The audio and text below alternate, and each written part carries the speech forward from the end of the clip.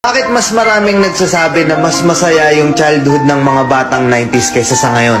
Bakit mas maraming nagsasabi na yung mga batang 90s mas swerte sila kasi mas masaya yung mga naging childhood experiences nila? Simple lang. Mga batang 90s, pakinggan nyo to. Lapit ka konti.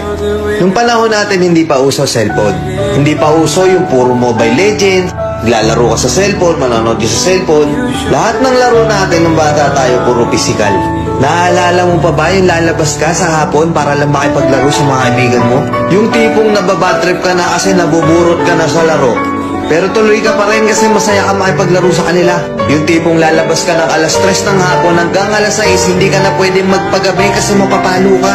Pero yung maiksing oras na yun para makapaglaro ka, pakiramdam mo ang haba-haba na. Naalala mo pa ba?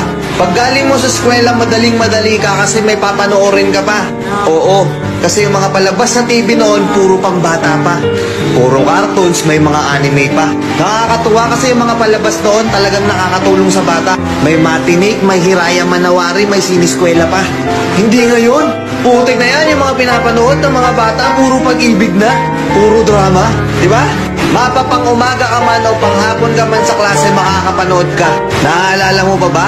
Yung nagtutulog-tulugan ka sa hapon sa mama mo para lang makaiwas ka sa palo niya. O teka, naririnig mo ba yun? Oo, paulan na. Gigising ka ng madaling araw, naghahabang ka ng balita. Gantong umuulan na, sana walang pasok. Yung tipong kahit hindi pa nag-a-announce sa balita, pag lumakas yung ulan ng ganyan, anak, huwag ka nang pumasok. Manood ka na lang sa TV ha. Makikipagtampisaw ka sa ulan kasama ibang mga bata. Nakakamiss yung mga panahong wala ka pang pinoproblema. Nakakamiss yung mga panahong wala ka pang responsibilidad at obligasyon. Nakakamiss yung mga panahon nung ikaw ay bata pa. Pero napapansin ko, bakit hindi ko na nakikita yung mga ganong klaseng bata? Sa tuwing lumalabas ako, napapansin ko napakatahimik na ng iskinita. Hapon na, oras na ng paglalaro nila. Pero bakit ganon wala ng mga bata? Nasa na sila? Napokus na sa kaka-cellphone. Hindi na lumalabas ng bahay. Mas minaigi na lang nilang mag-cellphone at manood ng mga bagay na wala namang kakwenta-kwenta. Iba na talaga panahon ngayon, no?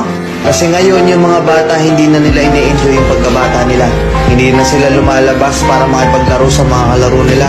Nagbabago na talaga yung takbo ng mundo, di ba? Kaya kung ako tatanungin, oo, masaya ako na naging parte ako ng batang 90s na to. Kahit isa rin ako dun sa mga batang napapalo dahil sa sobrang kakulitan ko, hindi ko pinagsisihan yung mga memories ng mga panahong masaya pa akong nakikipaglaro sa mga kaibigan ko. At alam kong ganun din kayo. Mga batang 90s dyan, huy! Alam kong naandyan pa sa puso nyo yung inner child nyo. Tatanungin ko kayo, mas masaya nga ba talaga yung mga panahong hindi pa sikat yung teknolohiya sa mundo?